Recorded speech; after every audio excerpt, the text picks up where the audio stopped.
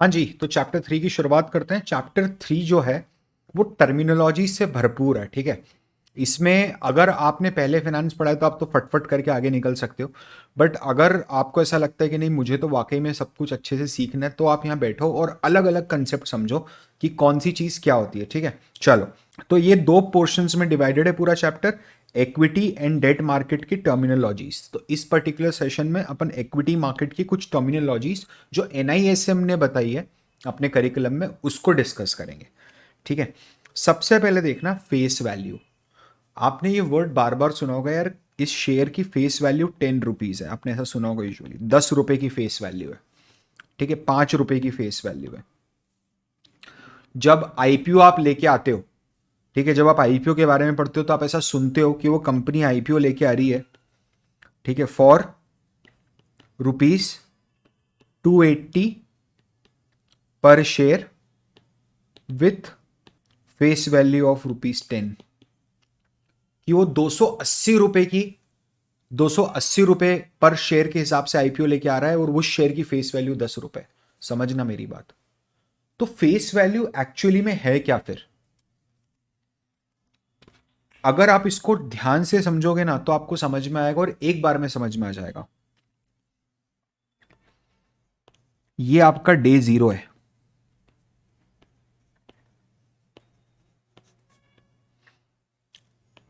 मतलब मैंने हिंदी में लिख दिया, सॉरी। कंपनी फॉर्म्ड, इस दिन आपने कंपनी बनाई, इस दिन आपने धंधा ओपन करा, ठीक है। और जो प्रमोटर्स हैं कंपनी के, उन्होंने 1 लाख रुपया डाला, 1 लाख रुपीज, ठीक है, 1 लाख रुपीज डाला। तो आप इनको कितने शेयर इशू करोगे? 10 रुपए के हिसाब से। अगर 10 रुपए की फेस वैल्यू के शेयर इशू करने हैं तो you will issue them 10,000 shares at face value of ₹10, ठीक है। ये आपने करा पूरा काम। अब समझना जरा थोड़ा, जस्ट, हाँ जी, अब थोड़ा समझिए। अब हो गया यहां पर ईयर 10, हाँ जी। तो अब कंपनी को 10 साल हो गए चलते चलते। इस 10 साल में कंपनी जमीन से आसमान पे पहुंच गई, समझ रहे हो। और उसका कारण क्या था पता है? उसका सबसे बड़ा रीजन था ये 1 लाख रुपए जो प्रमोटर्स ने शुरुआत में लगाए थे, ठीक है। ईयर 10 में कंपनी ने न्यू इशू करा, समझना। न्यू इशू करा, कितने का न्यू इशू करा? ₹1 करोड़, 1 करोड़ का नया इशू करा, ठीक है। कंपनी कितने शेयर इशू करेगी? लॉजिकल, अब सोच के बताना। क्या कंपनी इस पॉइंट ऑफ टाइम पर, प्लीज अंडरस्टैंड दिस, कंपनी को 1 करोड़ रुपए मार्केट से उठाने, क्या कंपनी आपके हिसाब से यहां पर 10 लाख शेयर इशू करे क्या? At the rate face value ₹10। Number of share issued, मैं ये पूछ रहा हूं। शेयर तो 10 रुपए की फेस वैल्यू पे इशू होगा, उसकी कोई प्रॉब्लम नहीं है। नंबर ऑफ शेयर क्या 10 लाख इशू करना चाहिए कंपनी को? नहीं, बिल्कुल नहीं। क्यों सर? फिर 1 करोड़ रुपए थोड़ा ना आएगा। आप सोचो ना, ये जो नए वाले हैं, जो नए इशूअर हैं, जो नए लोग हैं, जो 10वें साल में इस कंपनी के मालिक बनने जा रहे हैं, इनको मैं इतने सारे शेयर क्यों दूंगा 10 रुपए में? आप समझ रहे हो? ये तो आज मालिक बने ना, और आज आप 10 रुपए में खाली मेरे से शेयर लेके जाओगे, एक शेयर, मतलब मैं आप 10 रुपीज का पर एक शेयर आपको घर में पड़ेगा, अगर मैं मालिक हूं, आज आज बन रहा हूं मालिक तो, ठीक है। तो आप बोल रहे हो कि आप 10 रुपए का एक शेयर लेके तुरंत पिछले 10 सालों तक हमने जो भी प्रॉफिट कमाया उसके हिस्सेदार बन जाओगे? पागल हो क्या? नहीं। तो हम है ना ऐसा नहीं करेंगे आपके साथ। सुनिए मेरी बात, हम क्या करेंगे? what we'll do is we'll issue 2 lakh shares, ठीक है, एट द रेट ₹50 ईच। हम 10 लाख शेयर इशू करेंगे, 50 रुपए का एक शेयर, जिसकी फेस वैल्यू जो होगी वो 10 रुपए ही होगी। समझ रहे हो? फेस वैल्यू एक बेसिक वैल्यू है, एक स्टैम्प ड्यूटी वाली टाइप की वैल्यू है। तो सर ये जो बचा हुआ है बाकी का, ये क्या रहेगा? यू मेन टू से दिस, ये जो बचा हुआ है बाकी का, ये क्या रहेगा? जो 40 रुपये जो है ना, इसको बोला जाता है सिक्योरिटी प्रीमियम, और प्रीमियम यूजुअल प्रीमियम भी बोला जाता है। सर इसका मतलब क्या होता है? ये प्रीमियम का मतलब क्या है? ये मतलब ये है कि जो 10 सालों का मुनाफा है ना, ये भी तो आप खरीद रहे हो ना साथ में। आप आज कंपनी में पैसा डाल रहे हो, तो उसके लिए तो 10 रुपए में तो आपको कंपनी का शेयर मिल गया, लेकिन जो कंपनी ने पिछले 10 सालों में मुनाफा कमा के रखा है, जो इतनी बड़ी फैक्ट्री बना दी, ये सब भी तो खरीदोगे ना, उसका आपको एक्स्ट्रा 40 रुपए एक शेयर का देना पड़ेगा। आप समझ रहे हो? ये फेस वैल्यू का कंसेप्ट है। मार्केट वैल्यू का क्या कंसेप्ट है? मार्केट वैल्यू का मतलब ये है, कोई भी लिस्टेड शेयर, ठीक है, उसका लास्ट ट्रेडिंग प्राइस क्या है इन एक्सचेंज, ऐसा बोल सकते हैं कि अपन, ये मार्केट प्राइस पर शेयर निकलेगा, ध्यान से समझना। This will be market price पर शेयर। इसको आप मल्टीप्लाई जब करोगे टोटल नंबर ऑफ शेयर्स जो आपके इशूड हैं, total number of shares which are issued, तो जो आपका फिगर आएगा that is called as total market value of the company. अरे कंपनी के एक शेयर की कीमत 500 रुपया है, समझ रहे हो? कंपनी के इस समय 100 शेयर मार्केट में लिस्टेड हैं, तो कितने की टोटल कंपनी हो गई आपकी? 50,000 की। सिंपल सा लॉजिक है। इसी को बोलचाल की भाषा में मार्केट कैपिटलाइजेशन बोल दिया जाता है। You getting my point? और इसी में आप सुनते होंगे एक वर्ड बहुत कॉमन है, large cap, mid cap, small cap, ठीक है, और इनफॉर्मली माइक्रो कैप बोल दिए, और छोटा कैप। तो 20,000 करोड़ रुपए से ऊपर की मार्केट वैल्यू वाली कंपनी, जिनका total number of share issued into market price अगर आप करोगे तो 20,000 करोड़ से ऊपर आए, वो सब लार्ज कैप है, इनको ब्लू चिप बोला जाता है। इनकी लिक्विडिटी जो होती है ना, वो सबसे हाईएस्ट होती है, ये ध्यान रखना। ब्लू चिप की लिक्विडिटी सबसे, जो मिड कैप होते हैं वो 5,000 करोड़ से 20,000 करोड़ की मार्केट वैल्यू वाले, मार्केट कैप वाली कंपनीज होती है, उनको मिड कैप में कैटेगराइज करा गया है। और जो 5,000 करोड़ से कम की मार्केट कैप की कंपनीज होती है, उनको स्मॉल कैप में कैटेगराइज करा गया है। ठीक है, अब ध्यान से समझना बुक वैल्यू का क्या कंसेप्ट है। बुक वैल्यू का मतलब यह है कि मालिक की कितनी औकात है आज कंपनी में। इधर देखना, प्लीज अंडरस्टैंड। डे 0 आपने 10 रुपया कंपनी में लगाया, कंपनी ने क्या करा? कंपनी ने 8 रुपए की असेट खरीद ली, उससे एक मशीन खरीद ली 8 रुपए की, ठीक है, और 2 रुपए कंपनी के पास कैश में पड़े हुए। तो आज कंपनी में आपकी औकात कितनी है? आज कंपनी में आपकी औकात 10 रुपए की है। ईयर 3, तीसरे साल में क्या हुआ पता है? तीसरे साल में क्या करा कंपनी ने? धंधा बढ़ता गया, बढ़ता गया, बढ़ता गया, बढ़ता गया, बढ़ता गया, और इस समय कंपनी के ऊपर कोई भी लाइबिलिटी नहीं है, कोई लोन नहीं ले रखा है कंपनी ने। अब बढ़ते बढ़ते कंपनी की जो असेट की वैल्यू है वो बढ़ के हो गई है से फॉर एग्जांपल 16 रुपए, और जो कैश है वो कैश 4 रुपए का है। तो अब आपकी औकात कितनी है? 20 रुपीज। अब आपकी बुक वैल्यू कितनी कंपनी की? 20 रुपीज। मानो कंपनी ने डेट भी लिया, ठीक है, 10वें साल में अपन, अभी जो असेट है, जो असेट है अब इसकी वैल्यू जो है वो 150 रुपये है, जो कैश है वो 20 रुपए का है, और कंपनी के ऊपर बैंक का लोन भी है से फॉर एग्जांपल 40 रुपीज का। अब कंपनी की औकात कितनी है आपके हिसाब से? देखो, कंपनी की औकात का मतलब यानी बुक वैल्यू का मतलब ये है कि अगर आज मैं कंपनी को बेच दूं, कंपनी को आज हम खत्म कर दें, सारी की सारी असेट को बेच दें, और सारे के सारे लाइबिलिटीज को चुका दे, सारे डेट को चुका दे, तो मालिक कितना पैसा घर लेके जा सकता है? जो मालिक है वो कितना पैसा घर लेके जाएगा? चलो मानो ये 10वें साल में ही आपका धंधा है, ठीक है, अभी बिक रहा है, खत्म हो रहा है सब बिजनेस, अपने को बेच के बांटना है चीजें। क्या ये असेट 150 करोड़ में बिक जाएगी? हाँ 150 करोड़ में बिक जाएगी, ठीक है, इसकी वैल्यू 150 करोड़ रुपए, ठीक है। क्या ये कैश तो लिक्विड ही है, तो 170 करोड़ की टोटल असेट हो गई क्या मेरे पास? बिल्कुल 170 करोड़ रुपए कैश आ गया अपने पास। अपने को इसमें से 40 करोड़ रुपए पे करना है।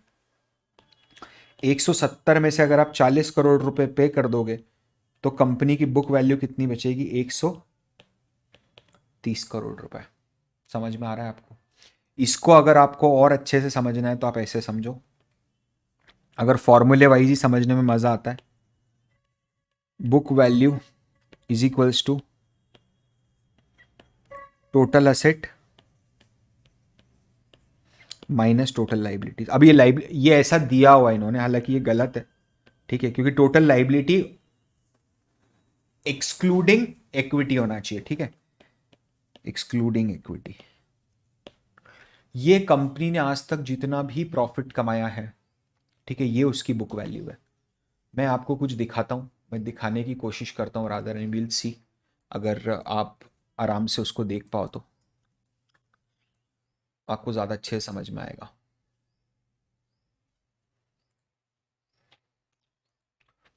देखिए, क्या आपको स्क्रीन दिख रही है? बिल्कुल दिख रही होगी, ठीक है। मैं यहाँ पर एक कंपनी खोलता हूँ, टाटा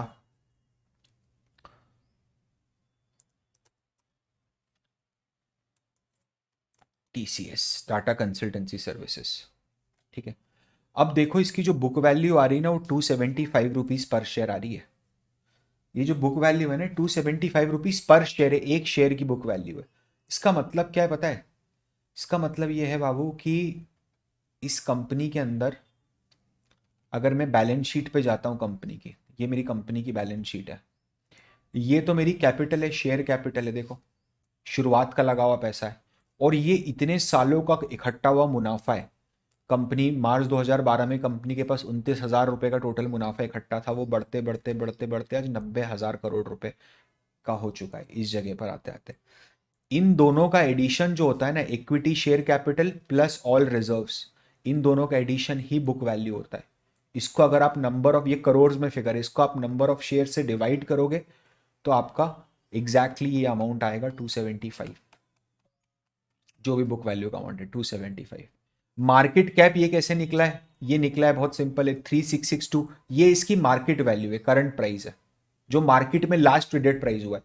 इसमें अगर आप मल्टीप्लाई कर दोगे number of shares outstanding, total number of equity shares ये रहा, number of equity shares 366 crore, ठीक है, 366, तो ये एग्जैक्टली ये फिगर आ जाएगा। You getting my point? समझ में आ रहा है आपको? दिस इज नॉट समथिंग जो बहुत ज़्यादा कॉम्प्लिकेटेड हो, यहाँ बहुत डिफिकल्ट टू अंडरस्टैंड हो, ठीक है। ये बेसिक चीज़ें समझनी चाहिए, और over a period of time आगे जाके जैसे अपना करिकुलम बढ़ेगा और गहरा होता जाएगा, डेप्थ बढ़ती जाएगी, तब आपको और अंडरस्टैंडिंग बढ़ती जाएगी। इंटरप्राइज वैल्यू समझना, इंटरप्राइज वैल्यू का क्या मतलब है? इंटरप्राइज वैल्यू का मतलब यह है, आज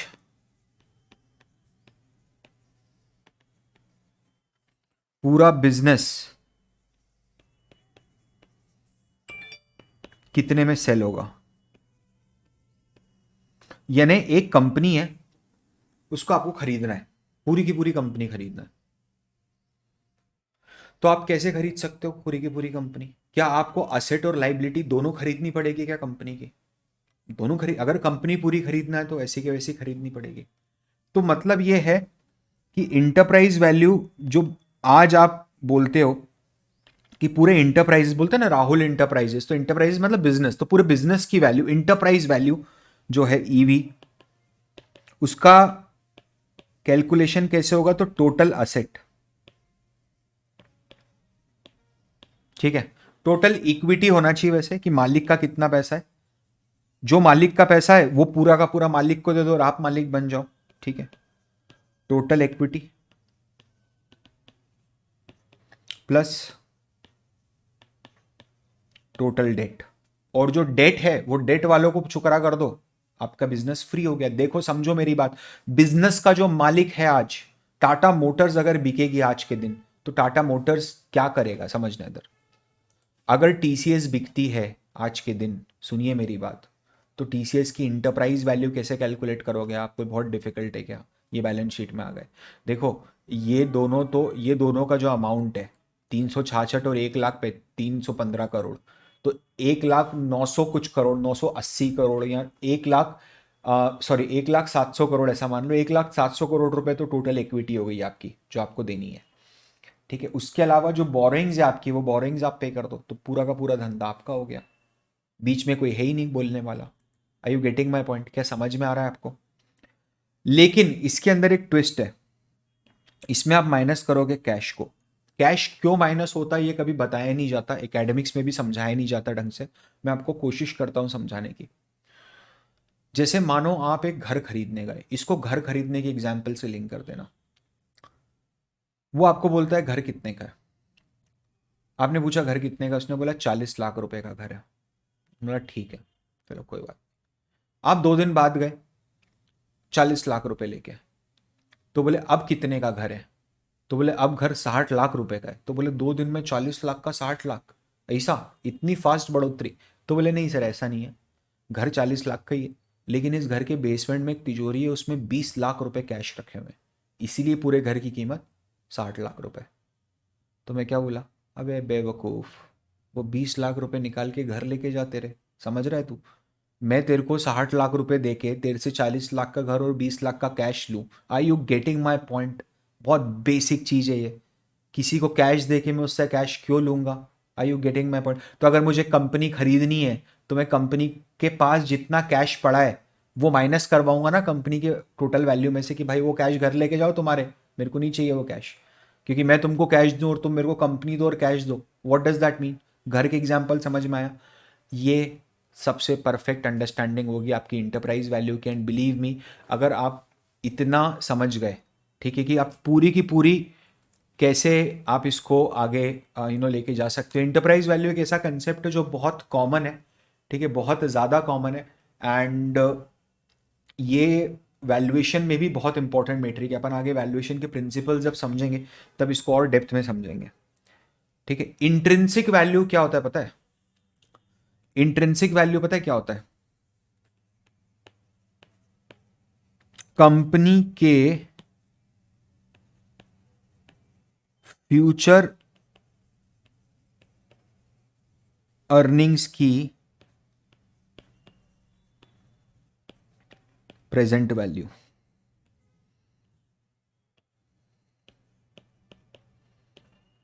आज वैल्यू कितनी है, इसको बोला जाता है इंट्रिंसिक वैल्यूएशन। समझ रहे हो? इसको जो करने का मेथड होता है वो मोस्टली डीसीएफ मेथड होता है, जो अपने आप में कहलाया जाता है डिस्काउंटेड कैश फ्लो मेथड। समझिए मेरी बात, इतना ही समझना है अभी आपको। डीसीएफ अपन और ब्रिक बाय ब्रिक ब्रेक करेंगे जब अपन वैल्यूएशन वाला चैप्टर पढ़ेंगे तब। रिप्लेसमेंट वैल्यू क्या है? रिप्लेसमेंट वैल्यू जो है ना, इट इज अ कंसेप्ट जिसका ये बोलना है कि जैसे फॉर एग्जाम्पल समझना, एक मशीन है आपके पास, एक जेसीबी है, 10 years ओल्ड, 10 साल पुरानी है। तो इस जेसीबी की जो मार्केट वैल्यू होगी वो अलग होगी और रिप्लेसमेंट वैल्यू होगी वो अलग होगी, समझना। ये जेसीबी अगर आप नई लेने जाते हो आज तो आपको 10 लाख रुपए की पड़ती है, 10 साल पुरानी है। तो से फॉर एग्जाम्पल इसकी मार्केट वैल्यू आज 2 लाख रुपए रह गई है। ठीक है, रिप्लेसमेंट वैल्यू का क्या मतलब पता है? ये एक थ्योरेटिकल कंसेप्ट है कि अगर ये मेरी एक असेट है, ठीक है, ये मेरी एक असेट है, इसकी रिप्लेसमेंट वैल्यू क्या होगी पता है? कि ऐसी असेट अगर आज मेरे को मार्केट में जाके खरीदनी पड़ जाए तो मुझे कितने में मिलेगी। अब बताओ, अपनी नई जेसीबी की कीमत कितनी है? कितनी बोली थी अपन ने? 10 लाख रुपए अगर आज जाना है तो रिप्लेसमेंट वैल्यू इसकी होगी 10 लाख रुपीज। तो मतलब replacement value is the current market value of the new commodity, the similar new asset. The market value is the current market value of your existing asset, जो भी आपकी असेट है उसकी market value. Yes, हाँ जी। Earnings मतलब company ने कितना मुनाफा कमा के दिया, शुद्ध मुनाफा कंपनी का कितना था, सारे खर्चे काटने के बाद और टैक्स भरने के बाद। ये अर्निंग्स जो होती हैं 3 तरह की हो सकती है। हिस्टोरिकल मतलब, ठीक है, हिस्टोरिकल मतलब पास्ट, वो तो पता ही है आपको। हिस्टोरिकल मतलब आप पिछले 3 साल की अर्निंग। ट्रेलिंग मतलब, ट्रेलिंग को अपन टीटीएम भी बोलते हैं, एलटीएम भी बोलते हैं। इसका मतलब है लास्ट 12 मंथ्स की अर्निंग कितनी है। लास्ट 12 मंथ मतलब अगर मैं आज, समझना, मैं आज अक्टूबर में खड़ा हूं तो पिछले 12 महीने में कितना पैसा कमाया है। मंथ्स में आ जाता है मामला, है ईयर्स में नहीं आता। फॉरवर्ड मतलब फ्यूचर में कितनी कर सकते हो। तो ये तो फोरकास्टिंग हो जाएगी, फिर बिल्कुल फोरकास्टिंग हो जाएगी, फोरकास्टेड रहती है कि फ्यूचर में आप कितनी अर्निंग के। अर्निंग को आप कैलकुलेट कैसे करोगे अर्निंग पर शेयर में, देखना जरा। रेवेन्यू, रेवेन्यू को कमाने की कितनी, जितनी भी कॉस्ट लगी, रेवेन्यू मतलब कितने रुपए का माल बेचा, उस माल को बेचने और बनाने की कॉस्ट कितनी लगी। तो मेरा क्या आया, एबिडा आया। एबिडा का क्या मतलब है कि मैंने कितना पैसा कमाया, लेकिन किन 3 चीजों के पहले कितना पैसा कमाया, इंटरेस्ट, टैक्स, डिप्रीसिएशन, ठीक है, और अमोर्टाइजेशन। ए अपन समझेंगे डिप्रीसिएशन अमोर्टाइजेशन क्या होता है। फिर मैंने डिप्रीसिएशन माइनस किया, नहीं आपको जल्दी है तो आप गूगल कर सकते हो इसको। मैंने इंटरेस्ट माइनस किया, टैक्स माइनस किया, तो ये जो आया मेरा कुल मुनाफा आया, शुद्ध मुनाफा आया। ये शुद्ध मुनाफा को मैंने नंबर ऑफ शेयर्स में जब डिवाइड करा तो एक शेयर होल्डर के हाथ में जो मुनाफे का हिस्सा आया वो मेरा अर्निंग पर शेयर है, ठीक है। डिविडेंड पर शेयर क्या होता है, इस अर्निंग पर शेयर में समझना, से for example earning per share 10 rupees आ रहा है। कंपनी के मैनेजमेंट को ऐसा लगता है कि हमें तो फ्यूचर में धंधे के लिए पैसे की जरूरत है, तो भले ही अर्निंग मुनाफा कमाया हो 10 रुपए एक शेयर होल्डर ने, लेकिन आप है ना उसको बांटो सिर्फ 2 रुपए ही, ठीक है। आप उसको बांटो सिर्फ 2 रुपए ही, तो जो बचे हुए 8 रुपए है वो क्या है, 8 रुपीज क्या है, अर्निंग्स रिटेन्ड। ये कंपनी ने अपने पास रिटेन्ड करके रख लिया, ठीक है। इस पूरे केस के अंदर डिविडेंड पे आउट रेशो कितना हुआ, मुझे जरा एक बात बताओ, डिविडेंड पे आउट रेशो कितना हुआ। कंपनी ने 10 रुपए कमाए, 10 में से 2 रुपए बांटे, तो 2 डिवाइडेड बाय 10, तो क्या 20% हुआ क्या, डिविडेंड पे आउट रेशो 20% हुआ क्या। और रिटेंशन रेशो कितना हुआ, कुछ भी नहीं याद, कुछ भी नहीं करना ना, सब मारवाड़ी स्टाइल में समझना है। 8 रुपए रिटेन करे 10 रुपए में से, तो 80% का मेरा रिटेंशन रेशियो हुआ। तो अच्छा, इसका मतलब ये है क्या कि retention ratio equals to 1 minus dividend pay out ratio. बिल्कुल हाँ, यही मतलब है। अच्छा, तो इसका मतलब ये है क्या कि dividend pay out ratio equals to 1 minus retention ratio. बिल्कुल यही मतलब है। Are you getting my point, समझ में आ रहा है आपको, बिल्कुल यही मतलब है। पी रेशो क्या होता है सर, हमने बहुत सुना है P ratio, P ratio, P ratio. P ratio का मतलब होता है प्राइस बाय अर्निंग। सर ये कौन सा प्राइस है, क्या मार्केट प्राइस है क्या, हाँ ये मार्केट प्राइस है, ठीक है। अगर किसी कंपनी का पी रेशो 30 का है तो इसका मतलब है कि मार्केट उस कंपनी को 30 रुपीज देने रेडी है फॉर 1 रुपी ऑफ अर्निंग। मतलब अगर वो कंपनी आज 1 रुपए कमा रही होती, सिर्फ 1 रुपए कमा रही होती, तो उसका शेयर 30 रुपए का होता, ठीक है, उसका शेयर 30 रुपए का होता। आई यू गेटिंग माई पॉइंट। किसी भी कंपनी का पी रेशियो, जैसे अगर मैं आपको वापस बताऊं और इधर लेके जाऊं, स्क्रीन पे लेके जाऊं, अगर आप इसका देखते हो, टीसीएस का देखते हो, ऊपर ही मिल जाएगा पी रेशियो, तो स्टॉक पी 30। तो इसका मतलब क्या है, स्टॉक पी 30 का मतलब क्या है, जो हमारा एग्जाम्पल लिया वैसे ही जैसा फिट हो गया क्या, कि ये जो मार्केट कैप है, देखो market cap divided by earning करोगे तो 30 आ जाएगा। तो इसका मतलब ये है कि सर मैं अर्निंग में 30 अगर मल्टीप्लाई कर दूंगा तो मार्केट कैप आ जाएगा क्या, मोटा मोटा आ जाएगा, देख लो आप। ये रहा अर्निंग आपका, ईयरली अर्निंग, ये रहा कंसोलिडेटेड ईयरली अर्निंग, कितनी है, 42,000 करोड़, ठीक है। 42,000 करोड़ में आप 30 करो तो आपको यही आएगा, 13 लाख समथिंग समथिंग हजार करोड़, ठीक है। ये मेरा पी है। ये पी क्या हिस्टोरिकल हो सकता है, बिल्कुल हो सकता है। हिस्टोरिकल पी कब होगा, जब होगा market price by historical earning, तो ये पी हिस्टोरिकल हो जाएगा। ट्रेलिंग पी कब होगा? जब market P by trailing earning होगी। फॉरवर्ड पी कब होगा? जब market P by forward earning होगी। तो इसका मतलब ये है क्या? क्या इसका जबरदस्ती बिना काम के इसका मतलब ये है क्या? सुनो इधर पहले। तो इसका मतलब ये है कि पी रेशो में इतने ही पढ़ाओगे? नहीं, पी रेशो में और है, वो अगले चैप्टर में आएगा, आगे वाले चैप्टर्स में आएगा, तो उसमें अपन कवर करेंगे। जैसे प्राइस टू अर्निंग रेशो होता है, वैसे ही क्या प्राइस टू सेल्स रेशो भी हो सकता है क्या? इसका मतलब क्या है? अगर किसी कंपनी का प्राइस टू सेल्स रेशो 10 है, तो इसका मतलब यह है 1 रुपए की सेल्स पर 10 रुपीज मार्केट देने को रेडी है। This is a important valuation metric. ये कब यूज होता है पता है? It will use in companies with negative earning. जिन कंपनीज की अर्निंग्स नेगेटिव है, अरे भाई मानो ऐसा, जिस कंपनी की अर्निंग ही नेगेटिव है, ये वाला जो फिगर है नेगेटिव है, तो पी रेशो तो नेगेटिव में आ जाएगा ना। नीचे नेगेटिव साइन आ जाएगा तो फाइनल फिगर नेगेटिव में आएगा ना, तो उसका पी रेशो तो सेंस ही नहीं बनता। नेगेटिव पी रेशो कैसे होगा? कंपनी आपको थोड़ा ना देगी लॉस करने के लिए, मतलब उल्टा हो गया ना ये तो इस केस के अंदर अपन कंपनी की सेल्स, क्योंकि सेल्स कभी नेगेटिव नहीं हो सकती, सेल्स जीरो हो जाएगी, but it will not be negative. ठीक है, आप इसको वर्कबुक से और पूरा पढ़ के सुदृढ़ कीजिएगा। जो बुक वैल्यू अपन ने पढ़ा था याद है? Price to book value. ठीक है, 1 रुपए की बुक वैल्यू पर मार्केट कितना देने को रेडी है। समझ में आ रहा है आप लोगों को? This is something which is very very important for you to understand. ठीक है, and last is differential voting right. Differential voting right का क्या मतलब है पता है? डिफरेंशियल वोटिंग राइट का मतलब है इक्विटी तो